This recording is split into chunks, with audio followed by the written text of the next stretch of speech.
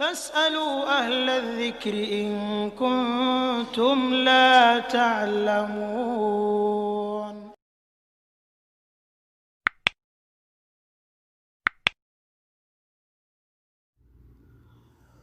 السلام عليكم ورحمة الله وبركاته. الحمد لله رب العالمين، والصلاة والسلام على نبينا محمد وعلى آله وأصحابه ومن تبعهم بإحسان إلى يوم الدين. ثم أما بعد. Saudara-saudara kaum muslimin yang semoga dirahmati oleh Allah Subhanahu wa taala. Silaturahim merupakan sebuah amalan yang sangat mulia dalam syariat kita.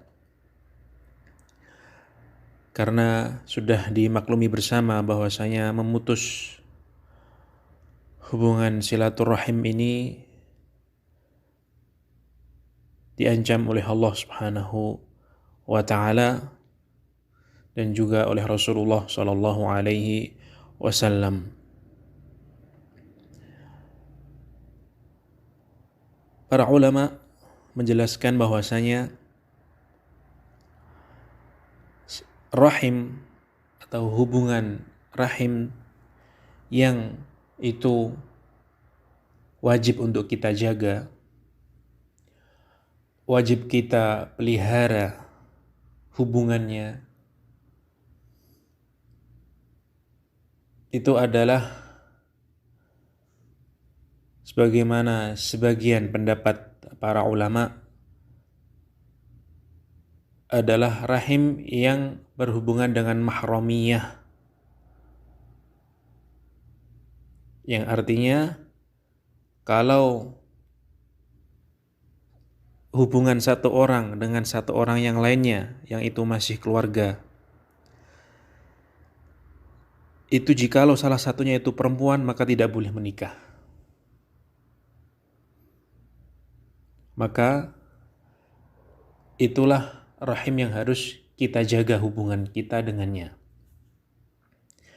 Itulah rahim yang harus kita jaga hubungan kita dengannya. Jangan sampai terputus.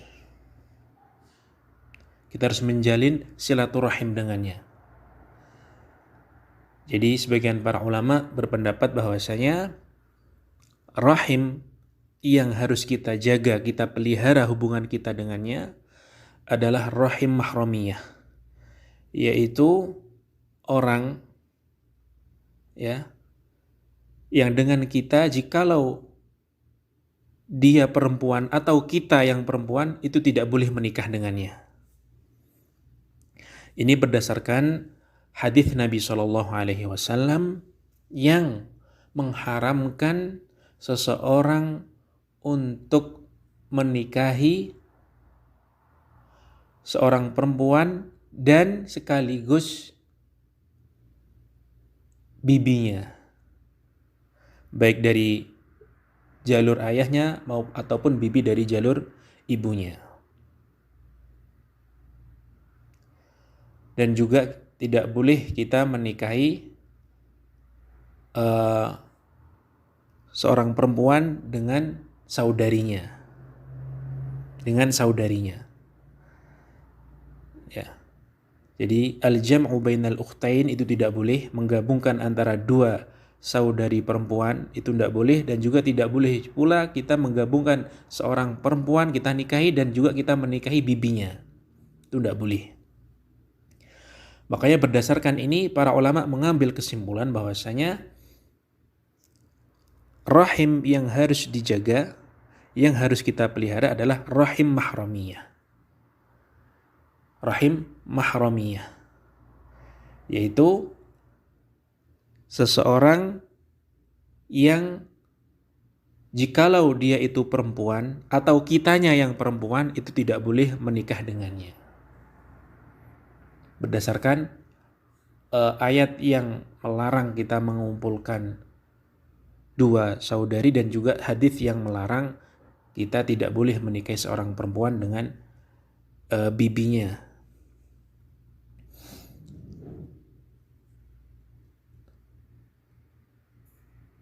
Dan syariat tidak melarang ketika kita menikahi seorang perempuan dan juga kita menikahi sepupunya. Itu tidak dilarang. Ya. Jadi sekali lagi syariat tidak melarang kita menikahi seorang perempuan, kemudian pada satu waktu pula kita menikahi juga sepupunya yang perempuan. Maka ini menunjukkan bahwasanya antara dia seseorang dengan sepupunya bukanlah rahim yang istilahnya tingkat pertama yang wajib tadi. Tapi itu adalah hubungan rahim yang mustahab. Ini sebagian ulama menjelaskan seperti itu. Walaupun di sana juga banyak para ulama yang menjelaskan bahwasanya rahim yang wajib, yang urutan pertama yang harus dijaga adalah semua rahim, semua hubungan keluarga. Tapi ala kulli hal, yang ditunjukkan oleh larangan syariat tentang menikahi tadi yang sudah dijelaskan antara menggabungkan dua saudari perempuan dan juga menggabungkan seorang perempuan dengan bibinya, itu menunjukkan bahwasanya rahim yang harus dijaga, yang wajib harus dijaga, itu adalah rahim mahramiyah sebagaimana yang tadi sudah dijelaskan. Kemudian para ulama juga menjelaskan paling sedikitnya, paling minimalnya agar hubungan itu dinamakan terjaga, tidak terputus. Itu apa saja, itu bagaimana? Di sana ada 4 poin. Yang pertama, tidak memutusnya dengan salam dan kalam. Jadi tetap salam kepadanya, ya, dan tetap menjaga kalam perkataan, minimal salam itu. Dan ini sebagaimana dijelaskan oleh para ulama, di antaranya Imam Ahmad. Beliau berhujjah dengan sebuah hadis yang mana yang menunjukkan bahwasanya kita itu harus menjaga hubungan dengan mahram walau bis salam. Dalam sebuah riwayat walau bis salam, walaupun dengan salam. Ya, jadi yang pertama, poin pertama, agar kita terjaga hubungannya. Jadi minimal yang paling wajib ketika kita menjalin hubungan silaturahim dengan rahim kita, ya, itu adalah salam. Ya. Salam. Kemudian terlebih dengan kalam, yaitu percakapan atau sekedarnya. Intinya salam jangan ditinggalkan. Kemudian yang kedua adalah kaful adza, yaitu kita tidak berbuat menyakiti kepada rahim kita ini. Jadi kita tidak berbuat zalim, tidak berbuat menyakiti, mengganggu rahim kita ini, baik dengan perbuatan maupun perkataan. Ya, jadi kaful adza. Tidak menyakiti, tidak mengganggu, tidak menzalimi, baik dengan perbuatan maupun ucapan perkataan terhadap rahim kita. Karena yang namanya adza kepada seorang muslim dan juga berbuat zalim itu tidak boleh.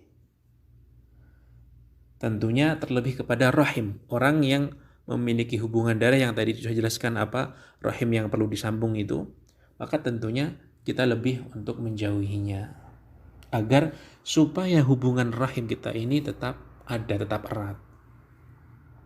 Itu yang kedua. Yang ketiga ialah mendoakan. Mendoakan kerabat-kerabat yang memiliki rahim sama kita, hubungan rahim dengan kita. Ya. Mendoakannya fi dhahril ghaib, Ya. Ketika kita mungkin setelah sholat atau di waktu mungkin mustajab kita berdoa, maka sisipkan doa kebaikan buat kerabat kita yang memiliki hubungan rahim dengan kita. Kalau seorang muslim itu disukai mendoakan di dalam doa-doanya kebaikan bagi kaum muslimin, bagi orang lain, maka tentunya orang-orang yang dekat dengan kita, di sekitar kita, dari sisi rahim, tentunya kita juga lebih disyariatkan untuk mendoakan kebaikan bagi mereka, supaya dijaga oleh Allah Subhanahu wa taala, supaya diberikan petunjuk oleh Allah Subhanahu wa taala kepada jalan yang benar, diberkahi rizkinya, dijauhkan dari kejelekan, dijauhkan dari amal kemaksiatan, dan seterusnya. Ini doa yang baik bagi kerabat yang memiliki hubungan rahim dengan kita.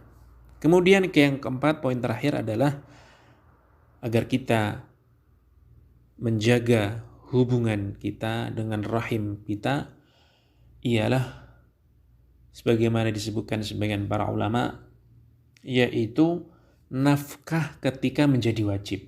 Dalam artian begini, di sana ada kerabat yang memiliki hubungan rahim sama kita, tapi sebenarnya nafkah itu tidak wajib bagi kita. Tidak wajib bagi kita. Mungkin paman kita atau bibi kita. Ya. Nah, asalnya tidak wajib, tetapi ketika kita mendapati rahim kita ini, ya, itu adalah orang yang sangat membutuhkan, miskin mungkin atau fakir, ya, dan tidak ada yang menafkahinya, mungkin anak-anaknya sudah meninggal semua atau tidak punya anak, atau anaknya jauh kemana tidak kedapatan kabarnya, tidak kedengaran kabarnya bagaimana, apa masih hidup atau tidak, pergi, tidak tahu kabarnya. Intinya dia sudah kehilangan orang yang menafkahi dia, orang yang menjaga dia. Maka sebagian para ulama, ini pendapat sebagian para ulama, itu adalah pendapatnya mazhab Imam Ahmad, kita wajib untuk menafkahinya. Walaupun jumhur ulama mengatakan tidak wajib, tapi istihbab, mustahab saja, disukai, sunnah saja, tidak sampai batas wajib. Jadi poin keempat ini adalah wajib menurut madhab Hambali, dan jumhur ulama mengatakan tidak wajib, sebagai istihbab saja, disukai, sebagai sunnah saja. Jadi ini 4 poin yang kita sebutkan adalah sebagai batas minimal kita menjaga hubungan silaturahim kita. Dalam artian, kalau kita tidak bisa lebih dari itu, maka minimal 3 poin pertama, atau sebagian ulama masukkan yang 4 poin keempat tadi, itu tetap terjaga, ya. Jangan sampai kita tidak menyapakannya walaupun dengan salam. Kemudian yang kedua adalah minimal juga mendoakannya. Kemudian